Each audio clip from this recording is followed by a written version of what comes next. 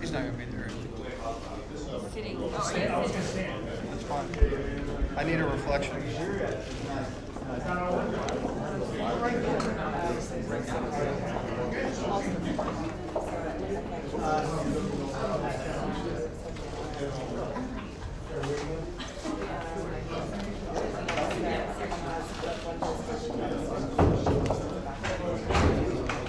I've never seen them perform online.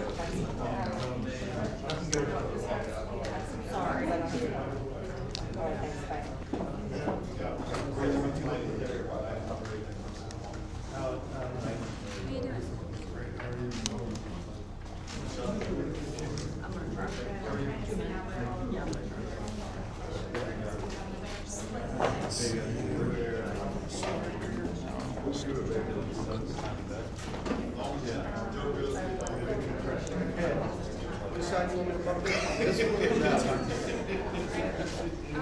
You're still staying up though. That's all I'm saying.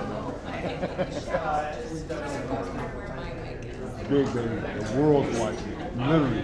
The world. Welcome to the big show. Come on, man. I've been to the mountaintop.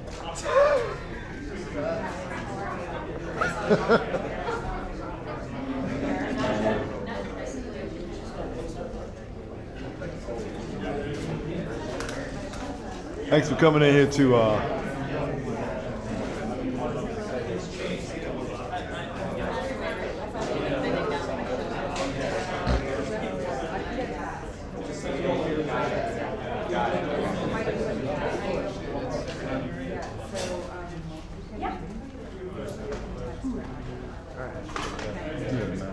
Hey, you got the best spot in the house.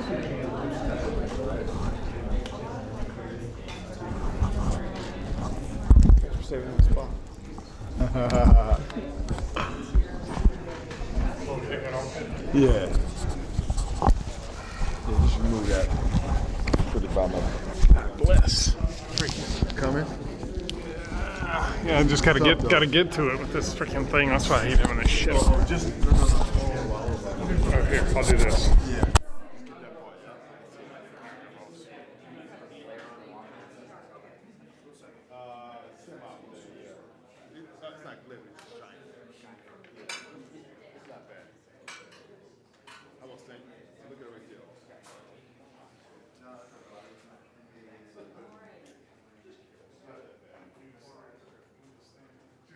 Yeah, that's fine. Thank you.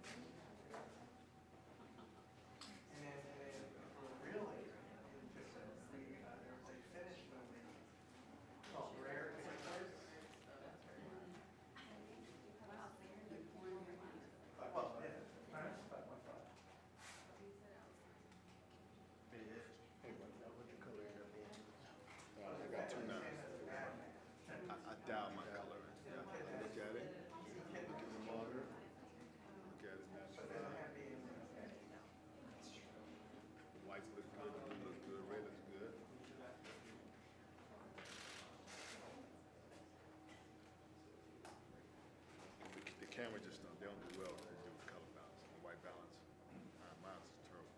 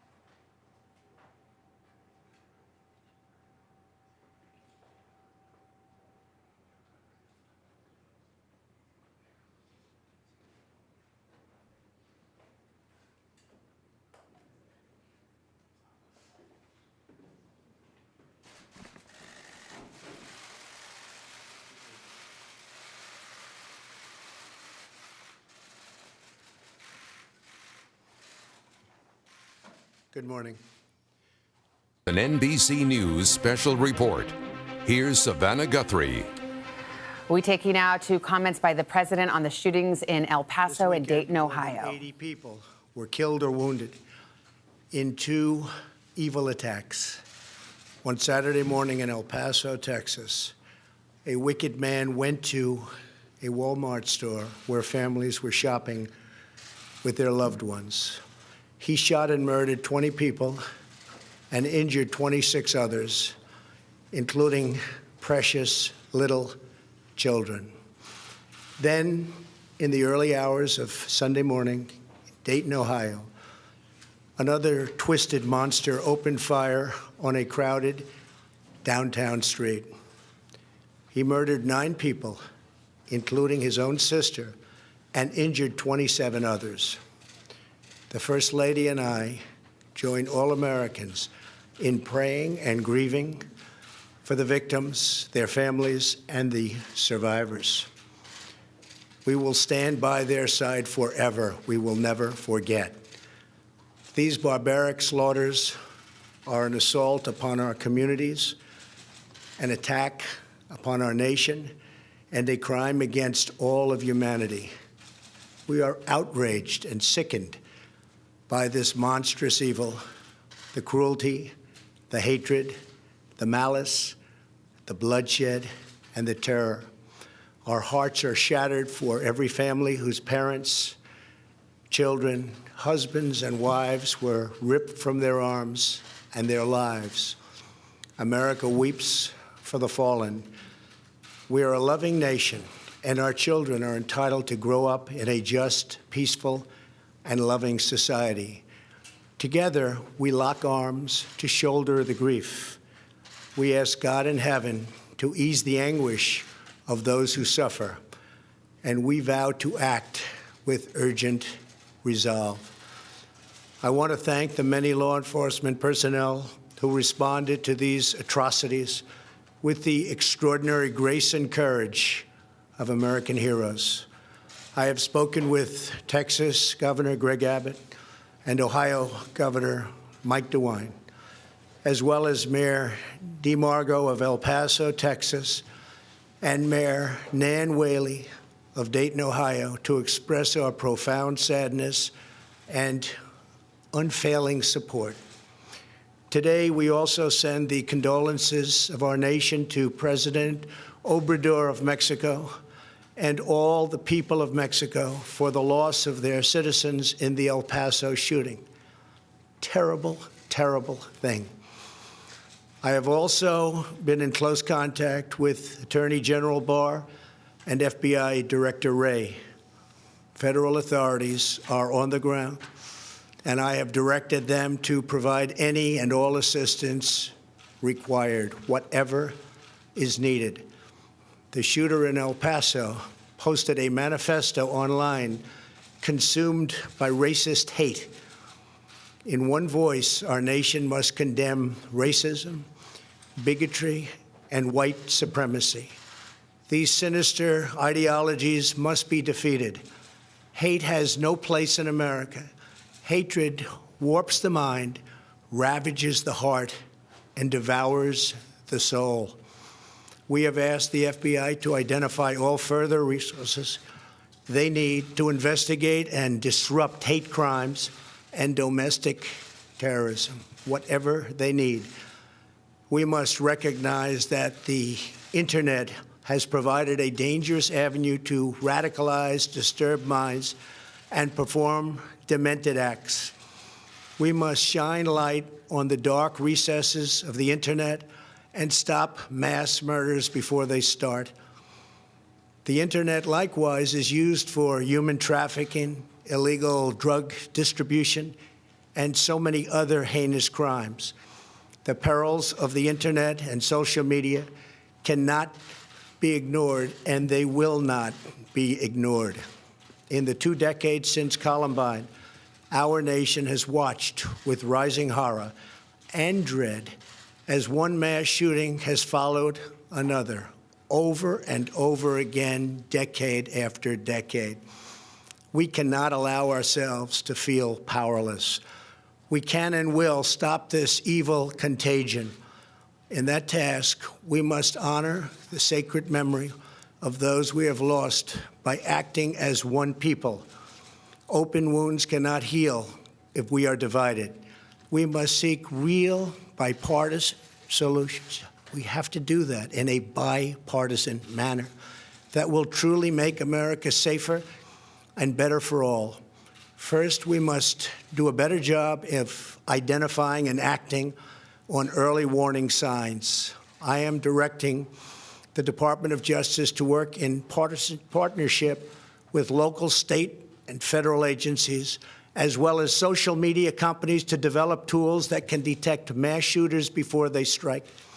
As an example, the monster in the Parkland High School in Florida had many red flags against him, and yet nobody took decisive action. Nobody did anything. Why not? Second, we must stop the glorification of violence in our society. This includes the gruesome and grisly video games that are now commonplace. It is too easy today for troubled youth to surround themselves with a culture that celebrates violence. We must stop or substantially reduce this, and it has to begin immediately. Cultural change is hard, but each of us can choose to build a culture that celebrates the inherent worth and dignity of every human life. That's what we have to do. Third, we must reform our mental health laws to better identify mentally disturbed individuals who may commit acts of violence, and make sure those people not only get treatment, but when necessary, involuntary confinement. Mental illness and hatred pulls the trigger, not the gun.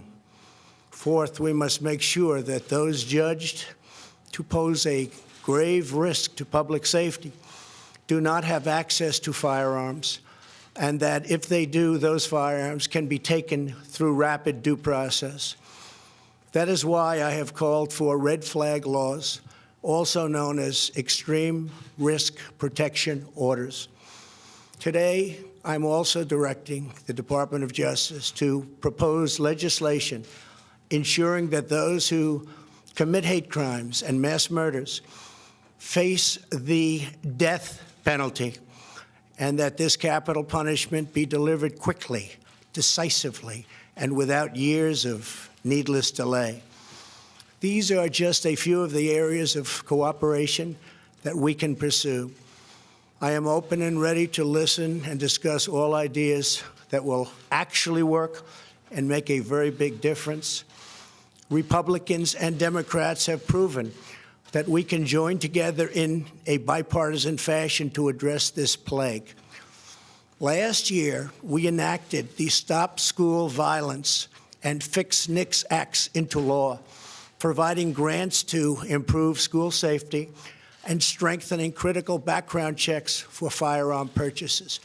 At my direction, the Department of Justice banned bump stocks. Last year, we prosecuted a record number of firearms offenses. But there is so much more that we have to do. Now is the time to set destructive partisanship aside, so destructive, and find the courage to answer hatred with unity, devotion, and love. Our future is in our control. America will rise to the challenge. We will always have, and we always will, win. The choice is ours, and ours alone. It is not up to mentally ill monsters. It is up to us. If we are able to pass great legislation after all of these years, we will ensure that those who were attacked will not have died in vain. May God bless the memory of those who perished in Toledo. May God protect them. May God protect all of those from Texas to Ohio. May God bless the victims and their families. May God bless America. Thank you very much. Thank you. President Trump speaking for about 9 minutes on the pair of shootings that took place over this weekend in El Paso, Texas, and Dayton, Ohio, calling them a crime against humanity, saying the Americans were outraged and sickened by it, called it barbaric slaughters of innocent lives. He also talked about some of the steps that he believes should happen in the wake of these, with some reference, although not specific reference, as I turn to Kristen Welker at the White House, to particular legislation on the issue of guns, which is, of course, something that a lot of people were waiting to hear. What did you take away from those statements?